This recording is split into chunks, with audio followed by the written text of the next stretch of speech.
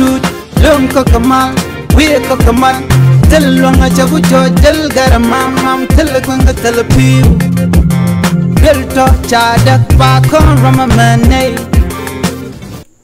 bia kamal ka Noor Online TV ke jan gwasama bana roch bana jaling ngut kan konure rojadana bana kweng pin ke jan gwasama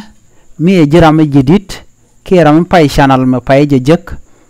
gore jin be subscribe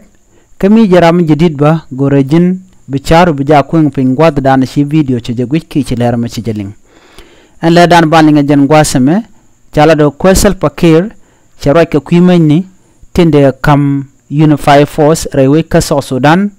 ka che UN te jogo de yene luñ lor gwadul ma shawo dul Railway ka United States chala do ci rajma ca jawlat ban je kula linkel mi jiram jidit gore jimbe ñane ko ken ko de lere ka tung nas de kana shup gonatin kon gor kon ke de ko ten shala do shi kwesal pa ke roch ladji UN ko de ka South Sudan kuluñ rey ko de ka match de kan ka kok ki de ko jaga ja koken match ko South Sudan chaja kapchong ni ka gwase dan e ci korche to rewi ka South Sudan ko runte paywa en go ci South Sudan ci match ka bo kok kanitin konon ko ka match wi monitor dien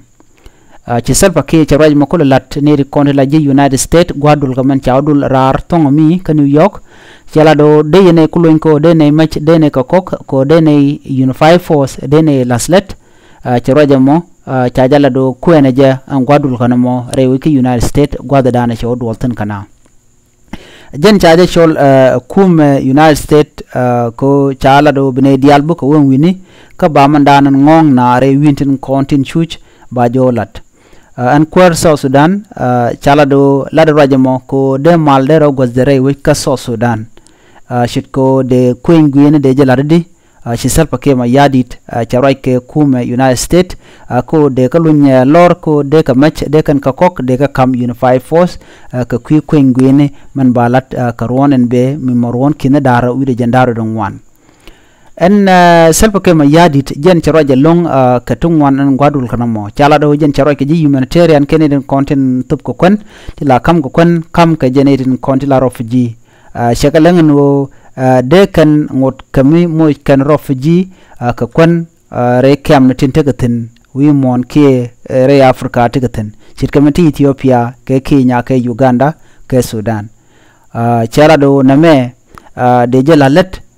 ko benay to buka kon bukana jek kama wone kamarial ne yo ba kwengwene ba jeri alaka te ji humanitarian chakala ler ko de kan te diala kon gor ke refugee de kan kari alaka ci salpa kier ci to ko kien chagala long ba ko kwiko an kore ci tuong no wal do badanan de je kap chonga je ko ci na de lo kami wona kor nyok ka karuntin be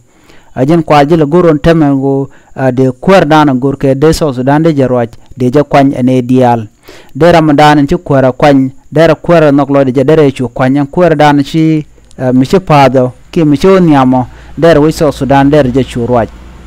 ci South Sudan ci roje long ka ne content redola ka United States gwad mi ci UN ci ko right kon gwad dana chadul tin ne dial wi mon ci ko ko Canadian content ko der ka ting nenten content la da keten content chal ka IDP Canadian content jen rating neten content ngong kare wi ni ken ka South Sudan te ka ne tun long te jenten ne ka ronne to kor ga jen ga ron kin da wi do wal diok shu manatama abena ron kin da jandaro de diok ngode te South Sudan te rating ni name ci salpa ke ci ala do de ji humanitarian de ken netin kon tila South Sudanese ka kamden tegaten de kan kalwa ka kon ke kam cham kana ci salpa ke ci raje mo ci je kon ji UN ko jani men gora longo de weda daro mala ka de men gor ke de la let ke men no ka ji South Sudan dial de je la let ci raje mo ci jalat ci la do ko ji UN ko langano de kan la longe ci kan wo ka South Sudan ci ko ci South Sudan ci ko ko me gon ko ken ci wede kan South Sudan de je kullu nyen tema de je lu nyen lor ko de me de ko kok ke de Unified Force ke de nyen content be mal be kan re ke South Sudan ko be na be kan gang de ko mo kamet sha ka de graduate ke sha ka de la let ke tet ken ko gor ko no be wech be kan re alaka an South Sudan Unified Force charging nye ka dobran chala re cha nge ko jen ba nong ne so Sudan ke le bu ka nong ne so Sudan nis ne dial tele dorm be kana mek dor titno chikana bangach bu ngain je gang kan ne so Sudan chicken gang ne self fakir ke chicken gang ne Dr. Riek Machar ten ki ne dial ko ken te la politician re ka so Sudan gang kan ne dial den kon tindere we ka so Sudan chala de nono jen mo ko ala go tem ko ba gang dan ke secure ba ku lalet gorjen o de match de kala teneken de kan we de kan kul gang ko tel duom de kan we de kan gang ja mo kana kon mo match ko en we kelu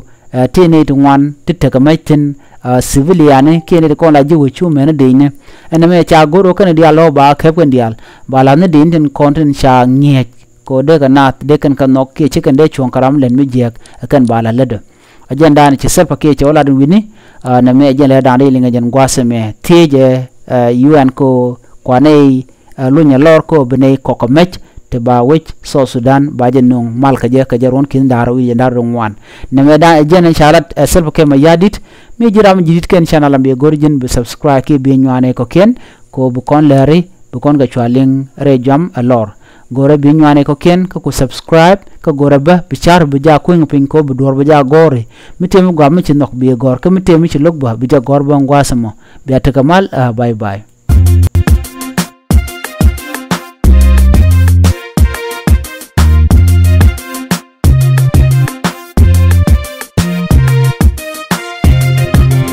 we chagu chut lom ko kamal we ko kamal